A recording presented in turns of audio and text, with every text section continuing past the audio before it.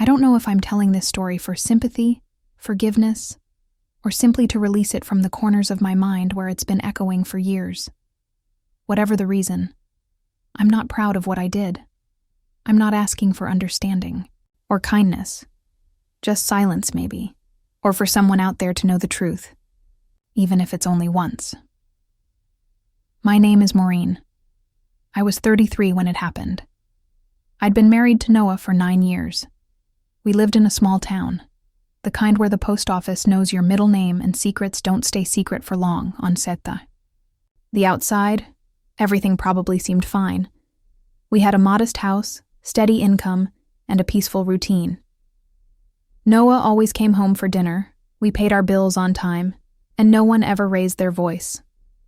But under all that calm surface, something inside me had gone still. Noah wasn't cruel. He didn't yell, didn't cheat, didn't hit.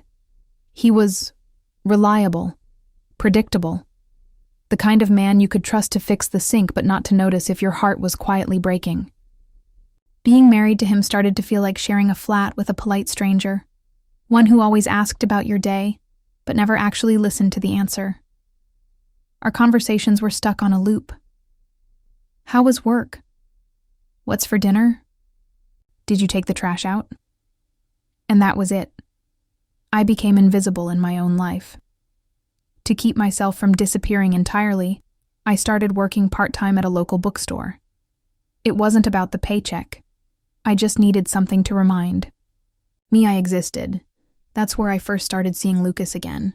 He and Noah had been friends since childhood, still catching up now and then like old war buddies swapping memories neither fully wanted to relive. Lucas was the opposite of Noah in all the ways that mattered to me. He had this quiet energy, like he was always half laughing at a joke no one else had caught. He noticed things, the new cut in my hair, the tiredness in my eyes, the way I stood too long in silence. The first time he came into the shop, he was looking for a book about vintage motorcycles. We chatted for a few minutes, mostly about the book, but before leaving, he looked me straight in the eye and asked, "How are you?" It was such a simple thing, but he meant it, and it stayed with me the rest of the day. In the weeks that followed, Lucas started dropping by more often, always with a new reason, a book recommendation, a last-minute gift, a coffee from the shop next door. Our conversations grew without effort, like vines curling around old fences. Just short exchanges, but they became the brightest moments in my week. He made me feel seen, and I hadn't realized how desperately I'd missed that. I didn't mention to Noah that Lucas was stopping by so often. Not because I was hiding something, at least, that's what I told myself, but because I knew he wouldn't get it. He'd probably raise an eyebrow, maybe mutter something about appearances. But to me, those conversations with Lucas felt like fresh air after years of holding my breath. One Thursday, the rain was unforgiving. Lucas came in soaked, holding a plastic-wrapped novel above his head like a makeshift umbrella. I laughed and told him he looked like a drowned cat. He grinned, shook the water from his jacket and said, "I came for the book, but also the company." And just like that, I felt it. The shift. A quiet tug deep in my chest I didn't want to name. I told myself it was innocent. I wasn't doing anything wrong. Not yet. But my heart had already started crossing lines my body hadn't caught up to. Back at home, Noah grew more distant. Evenings were spent on the couch, eyes glued to his phone or the TV. I tried suggesting a getaway, a weekend road trip, just us. He nodded, mumbled something vague, and never brought it up again.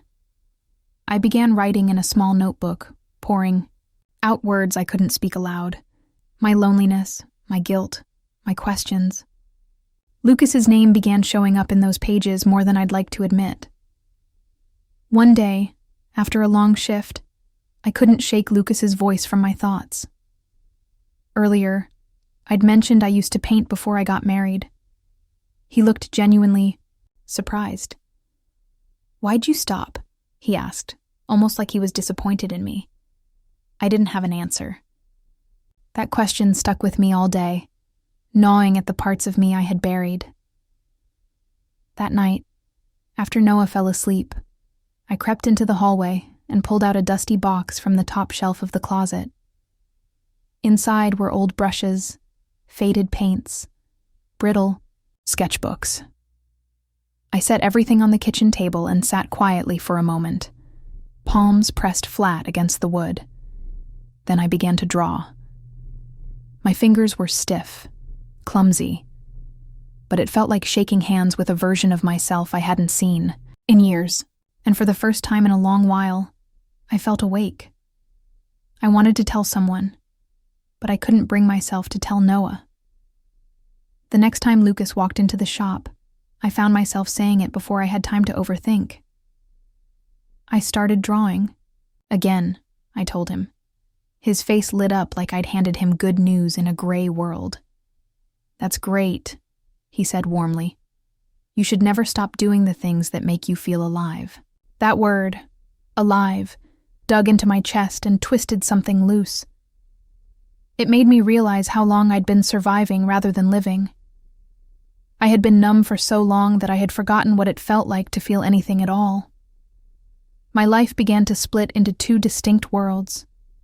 In one, there was Noah, silent dinners, the television humming in the background, a bed shared but never warmed. In the other, there were small, flickering moments with Lucas, glances that lingered too long, conversations that mattered, stolen, smiles that haunted me into the night.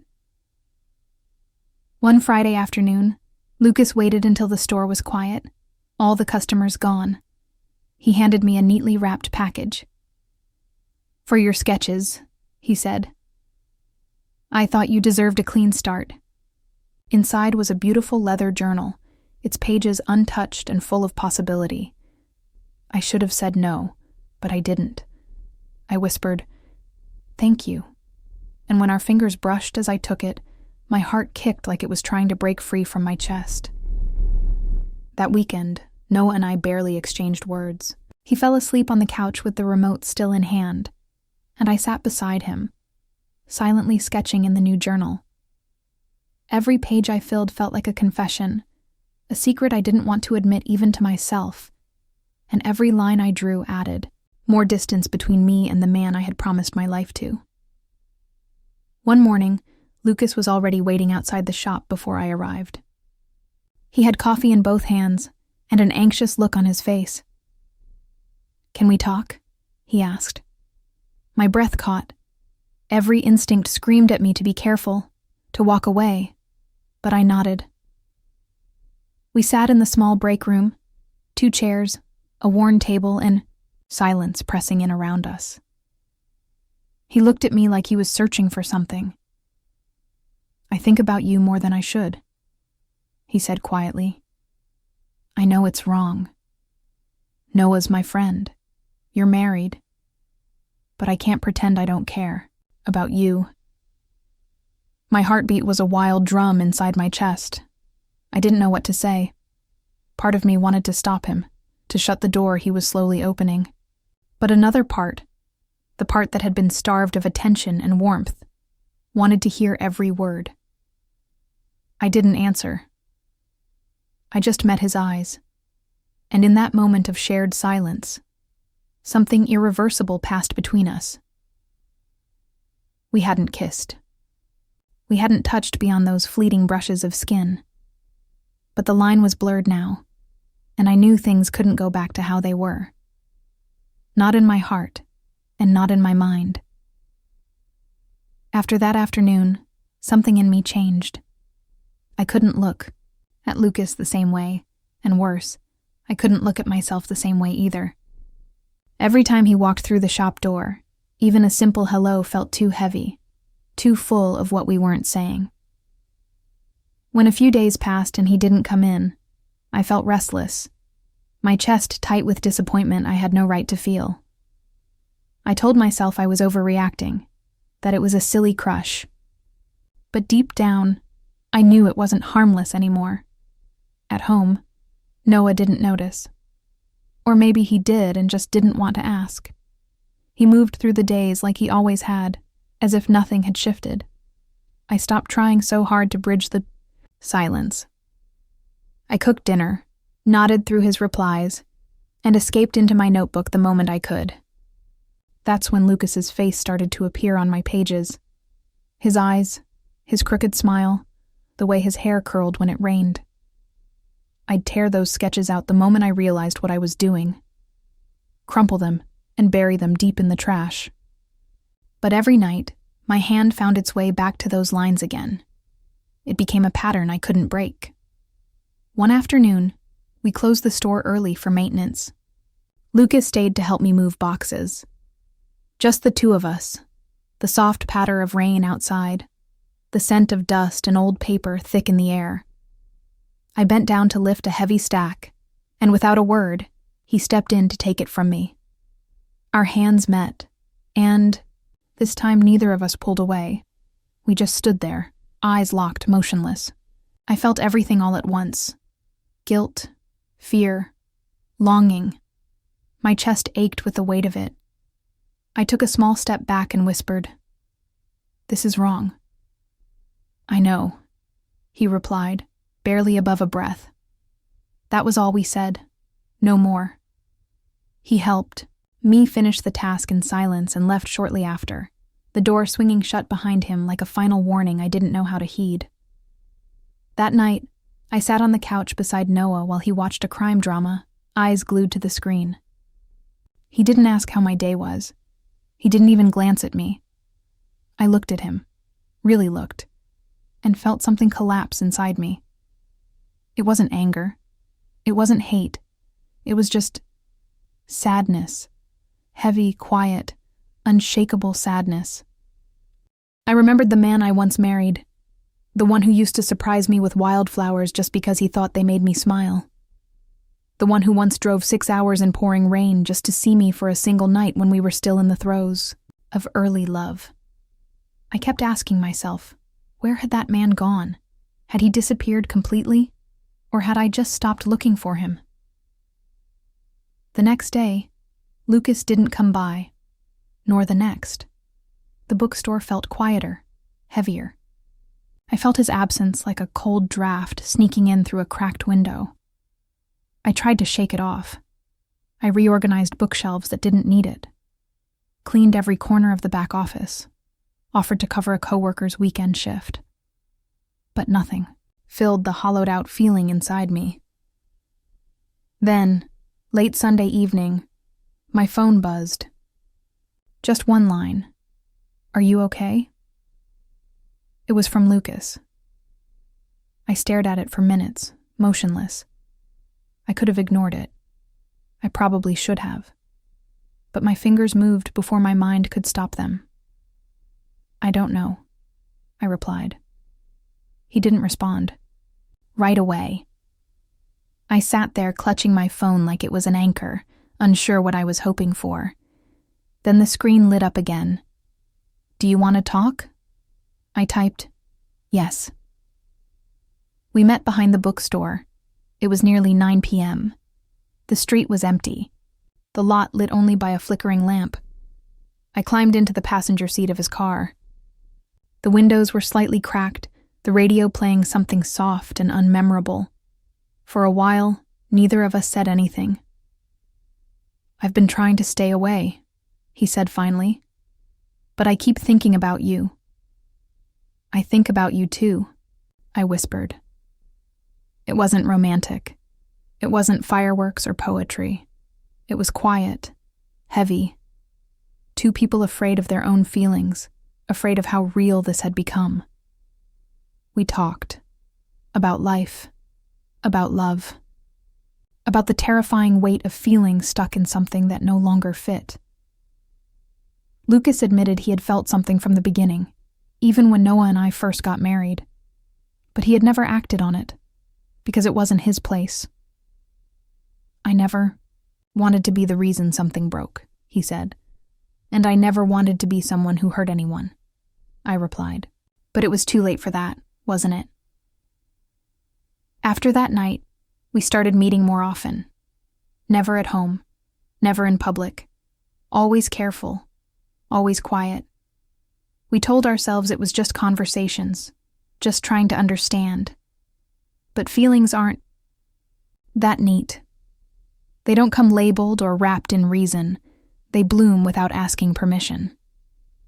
With Lucas, I laughed again. I thought again. I felt again. He challenged me, saw me, reminded me of the person I used to be before routine swallowed her whole. And somewhere in all of it, the guilt that once consumed me began to fade, replaced with something I hadn't allowed myself to feel in years. Hope. But hope is a dangerous thing when it grows in the shadows. One evening, Noah came home with flowers, white lilies, my favorite. I hadn't mentioned them in years. He walked in sheepishly, holding them out like an offering. "I thought we could go away this weekend," he said. "Just us. Maybe to that lake you used to love." Stood frozen.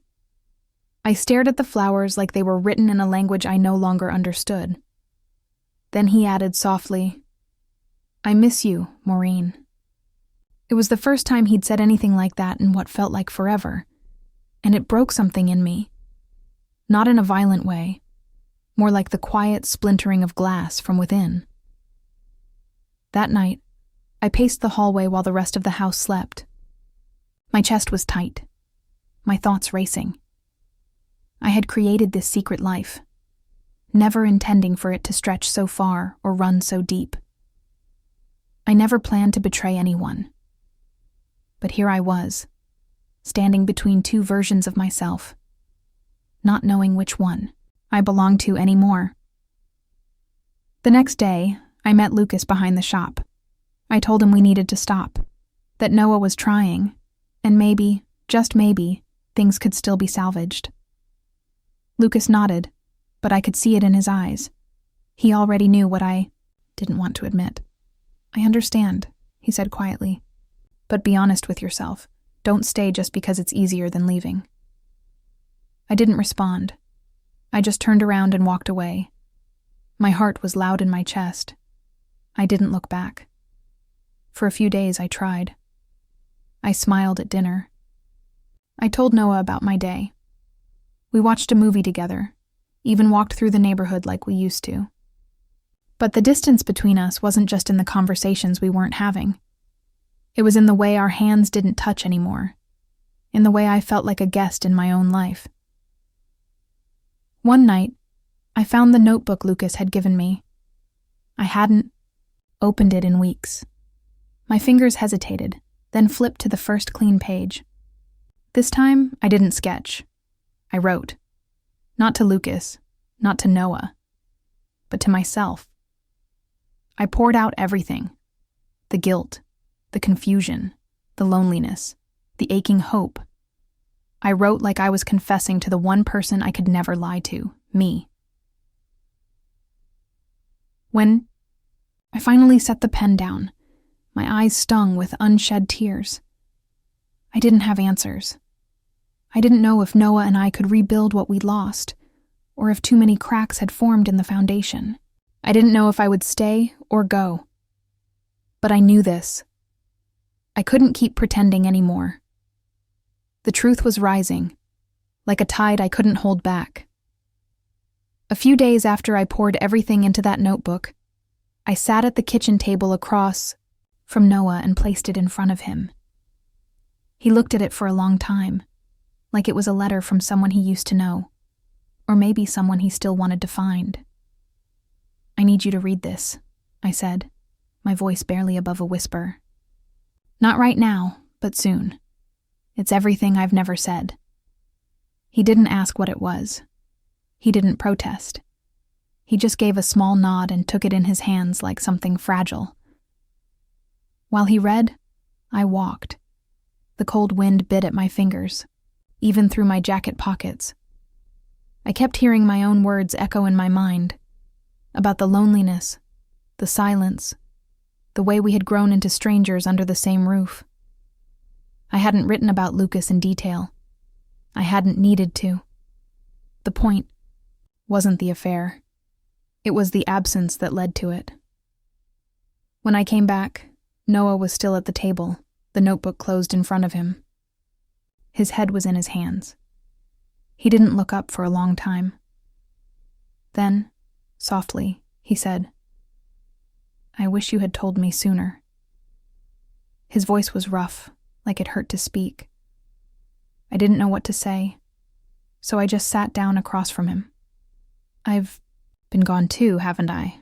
he added. "Not physically, but emotionally, for a long time." "Yes," I said quietly, but I let it happen. I stopped trying. I stopped believing things could be different. There was a long pause between us. It wasn't cold, just real. Then he looked at me, really looked. "I can't pretend this didn't happen," he said. "But I don't want to lose you." Tears burned behind my eyes, but I kept them there. "Then we have to start from nothing," I said. "Not from the past. From now on, from the truth." What followed were some of the hardest weeks of our lives. Noah never once asked me to erase Lucas or to deny what had happened. He didn't yell. He didn't blame me. But he asked questions, difficult ones. And for the first time, I answered every one of them with the honesty I had been too afraid to give before.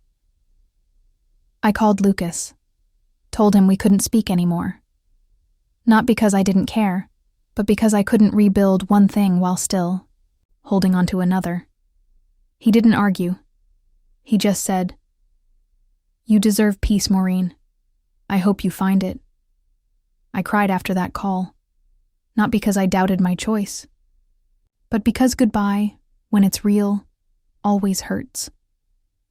Lucas had come into my life like a match in the dark, brief, bright, impossible to ignore, but he wasn't mine to keep. That was never the point. His role had ended, and it was time to return to the place I once called home and see if it could still be mine.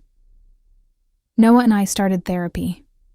We sat on opposite ends of a couch, sharing things we should have said years ago. I told him how often I had swallowed my feelings just to keep peace. He told me how often he had retreated, thinking silence meant stability. We had nights where we didn't sleep beside each other. Days where our anger felt heavier than our hope. But we kept showing up. And slowly, almost invisibly at first, something began to grow again. Not the same love we once had. Something newer. Something chosen. We laughed over breakfast. We argued, but this time we stayed in the room.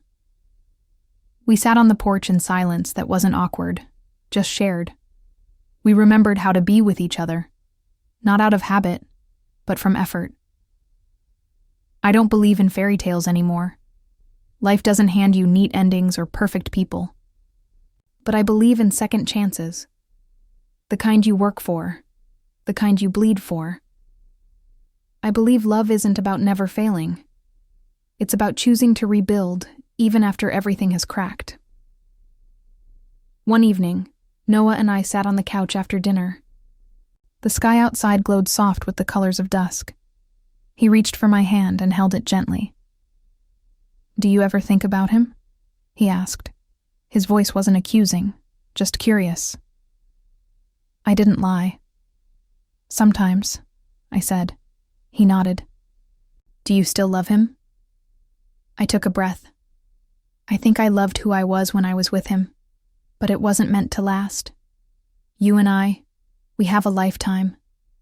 We just forgot how to live in it. He didn't let go of my hand. "I'm glad you told me, even if it broke something, because now we know what we're rebuilding." I smiled. Not the kind that people notice, just the kind that comes after a long storm, the kind that feels like peace. Months have passed. I still carry everything. That happened, but not as a scar, as a reminder of how easy it is to drift apart, and how brave it is to come back. Lucas wasn't a villain, and I wasn't just a woman who strayed. We were two people who needed something and found it in each other. But the story didn't end with betrayal. It ended with the truth. And from that truth, something new began. I wake up beside Noah now, not because I have to, but because I choose to. We still stumble.